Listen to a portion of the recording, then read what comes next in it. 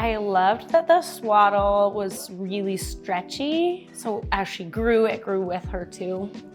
The swaddle stayed really snug until she got older. She loved sucking on her thumb. At first I was worried about transitioning from the swaddle to the blanket sleeper because that's all we had used for so long was the swaddle.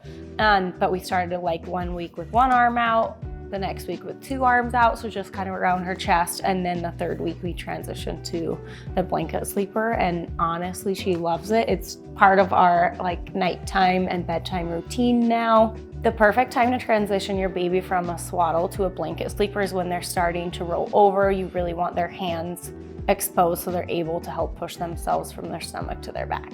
It's winter right now. I love the warmth of the blanket sleeper, pairing it with like a fleeced footy. And then I feel like we could still use it in the summer. We keep our house a little bit cooler, but maybe just with like a onesie. We've tried other sleep sacks before, and I didn't love that the neck was so high. It was like coming up and rubbing against her chin. And then I felt like I would have to like fold her arm and crush it in order to get it through the arm opening. So I love the freshly picked blanket sleeper, how it has those wide openings for the arm, and it seems so much easier to slip her arm through, and the neckline stays away from her mouth.